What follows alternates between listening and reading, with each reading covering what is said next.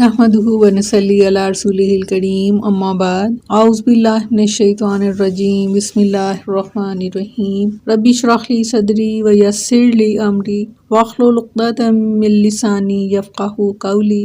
अस्सलामु अलैकुम व रहमतुल्लाहि व बरकातुहू। कैसे हैं आप सब? इंशाअल्लाह खैर वाफियत से होंगे। अल्लाह ताला आप सबको अपने हिफ्ज़-ओ-अमान में रखे, आमीन सुम्मा आमीन। सुन्नत की अहमियत के बारे में हम जानने की कोशिश कर रहे हैं, जो कि हमारे लिए बहुत ज़्यादा अहम काम है। अल्लाह ताला हमें इसकी सही समझ बूझ अता फरमाए। सबसे पहले तो अपने जहनों में एक चीज़ हम बिठा लें कि वही अमल काबिल सवाब है, काबिल कबूल है, कि जो सुन्नत रसूल सल्लल्लाहु अलैहि वसल्लम के मुताबिक हो। हज़रत अनस रज़ियल्लाहु अन्हु फरमाते हैं कि 3 सहाबी अज़वाज मुतहहरात रज़ियल्लाहु अन्हुम के घरों में हाजिर हुए और नबी अकरम सल्लल्लाहु अलैहि वसल्लम की इबादत के बारे में सवाल किया। जब इन्हें बताया गया तो उन्होंने आप सल्लल्लाहु अलैहि वसल्लम की इबादत को कम समझा और आपस में कहा कि नबी अकरम सल्लल्लाहु अलैहि वसल्लम के मुकाबले में हमारा क्या मुकाम है। इनकी तो अगली पिछली सारी खताएं माफ़ कर दी गई हैं, लिहाजा हमें आपसे ज़्यादा इबादत करनी चाहिए। इनमें से एक ने कहा कि मैं हमेशा सारी रात नमाज पढ़ूंगा, आराम नहीं करूंगा। दूसरे ने कहा मैं हमेशा रोज़ा रखूंगा और कभी तर्क नहीं करूंगा। तीसरे ने कहा कि मैं औरतों से अलग रहूंगा और कभी निकाह नहीं करूंगा। जब रसूलुल्लाह सल्लल्लाहु अलैहि वसल्लम तशरीफ़ लाए तो इनसे पूछा, क्या तुमने ऐसा और ऐसा कहा है? इनके इकरार पर आप सल्लल्लाहु अलैहि वसल्लम ने इरशाद फरमाया, खबरदार, अल्लाह की कसम, मैं तुम सबसे ज़्यादा अल्लाह ताला से डरने वाला और तुम सबसे ज़्यादा परहेजगार हूँ। लेकिन मैं रोज़ा रखता हूँ, तर्क भी करता हूँ, रात को क़याम भी करता हूँ और आराम भी करता हूँ, औरतों से निकाह भी किए हैं। याद रखो, जिसने मेरी सुन्नत से मुंह मोड़ा इसका मुझसे कोई ताल्लुक नहीं। बहुत अहम हदीस कि जिसको हमें समझने की अशद ज़रूरी है। बहुत ज़्यादा ज़रूरी हमारे लिए ये है कि जो अमल हम करने लगे हैं आया वो सुन्नत से साबित है या नहीं। ये जो हम मेहनत करेंगे, ये जो हम कोशिश करेंगे, तो इसका अजर पाएंगे या नहीं।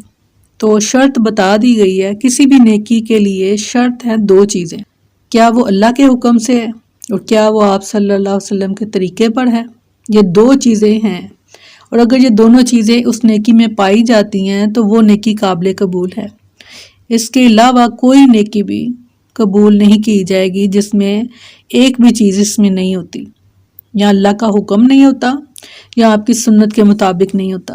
हज़रत आयशा रज़ियल्लाहु अन्हा फरमाती हैं कि रसूलुल्लाह सल्लल्लाहु अलैहि वसल्लम ने कोई काम किया और लोगों को इसकी रुख्सत दे दी, लेकिन कुछ लोगों ने वो रुख्सत लेने से परहेज़ किया। नबी अकरम सल्लल्लाहु अलैहि वसल्लम को पता चला तो आप सल्लल्लाहु अलैहि वसल्लम ने खुतबा दिया। अल्लाह ताला की हम्द व सना के बाद इरशाद फरमाया, क्या वजह है कि जो काम मैं करता हूँ कुछ लोग इससे परहेज़ करते हैं। अल्लाह ताला की कसम, मैं लोगों की निस्बत अल्लाह ताला की मंशा और मर्जी से ज़्यादा वाकिफ़ हूँ और लोगों की निस्बत ज़्यादा अल्लाह ताला से डरने वाला हूँ।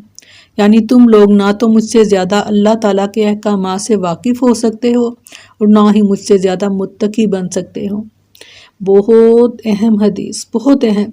इसको समझिए और इस पर गौर कीजिए कि सबसे ज़्यादा अल्लाह ताला की मंशा और मर्ज़ी को कौन जानता है? अल्लाह के रसूल। और फिर फरमाया कि मेरी निस्बत तुम अल्लाह से ज़्यादा नहीं डरते और तुम मुझसे ज़्यादा मुत्तकी भी नहीं बन सकते। तो फिर हम क्या करें? अपने अमाल का कैसे हम उसको अपने सही रास्ते पर हम रहें? तो उसके लिए बेहतरीन जो तरीका बता दिया गया वो यही है, किसी भी काम को अंजाम देने से पहले ये ज़रूर सोच लें, आया इसका हुक्म अल्लाह ने दिया और क्या इसका तरीका आप सल्लल्लाहु अलैहि वसल्लम के तरीके के मुताबिक है। तो फिर तो आप अजर की उम्मीद रखें, वरना वो नेकियां कि जिनको हम नेकी समझकर कर रहे थे मगर वो ना तो सुन्नत से साबित थी और ना ही अल्लाह के हुक्म कुरान से। तो कोशिश किया करें, क्योंकि नेकी मुश्किल से की जाती है, उस पर मेहनत होती है, उस पर वक़्त लगता है, उस पर जान लगती है, उस पर बाज़ औक़ात माली नेकी की जाती है, खर्च किया जाता है अल्लाह के रास्ते पर। तो ये मुश्किल काम है। तो अपनी मुश्किल में जो आप काम अंजाम दें और उसका अजर भी ना पाएं तो सोचें इससे बड़ी बदनसीबी क्या होगी।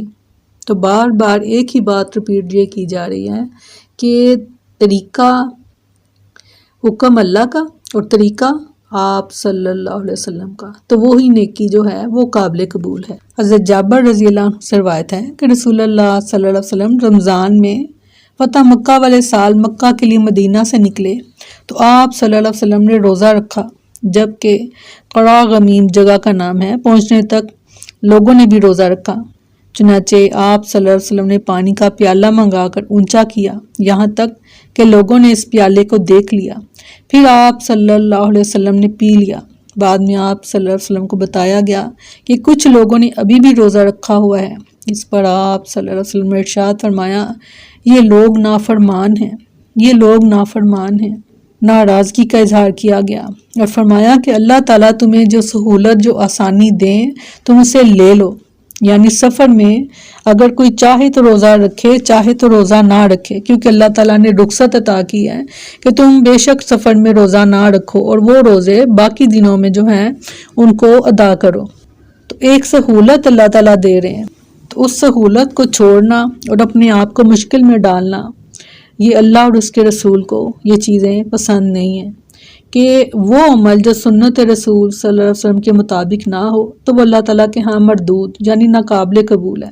حضرت ابو موسیٰ اشعری رضی اللہ عنہ سے روایت ہے کہ رسول اللہ صلی اللہ علیہ وسلم نے فرمایا، میری اس ہدایت کی مثال جسے میں دے کر بھیجا گیا ہوں ایسی ہے جیسا کہ ایک آدمی اپنے قوم کے پاس آئے اور کہے کہ لوگو، میں نے اپنی آنکھوں سے ایک لشکر دیکھا ہے جس سے تمہیں واضح طور پر خبردار کر رہا ہوں، لہٰذا اس سے بچنے کی فکر کرو۔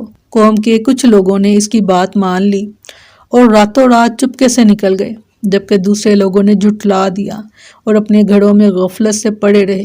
صبح کے وقت لشکر نے انہیں آ لیا اور ہلاک کر کے ان کی نسل کا خاتمہ کر دیا۔ یہ مثال میری اور مجھ پر نازل کیے گئے حق کی پیروی کرنے والے اور نہ کرنے والے لوگوں کی ہے۔ کس قدر خوبصورت طریقے سے، کتنی خوبصورت مثال سے سمجھا دیا گیا کہ آگاہ کرنے والے آپ صلی اللہ علیہ وسلم، آگاہ کرنے والے اللہ تعالیٰ نے، ابھی ہم نے پیچھے حدیث پڑھی کہ خوشخبری بنانے والے، بتانے والے اور ڈرانے والے بنا کر بھیجے گئے ہیں۔ کتنی خوبصورت مثال کے ذریعے سے بیان کیا گیا کہ ایک اطلاع دینے والے نے اطلاع دی کہ ایک لشکر ہے جو تم پر حملہ کرنے والا ہے، تو جنہوں نے یقین کر لیا وہ تو وہاں سے نکل گئے اور جنہوں نے یقین نہیں کیا اور بے خبری میں وہ مارے گئے۔ اب ہمیں بتا دیا گیا کہ کون سا کام کرنا ہے اور کون سا نہیں کرنا، تو جو منع ہو جائیں گے وہ ظاہر ہے یقیناً وہ بچ جائیں گے جہنم کی آگ سے انشاءاللہ تعالی، اور جو بے خبری میں رہیں گے اور پھر وہی عمل کرتے رہیں گے تو پھر ان کا انجام جو ہے وہ ہمیں بتا دیا گیا کہ اس لشکر نے ان کے آ لیا اور ہلاک کر کے ان کی نسل کا بھی خاتمہ کر دیا۔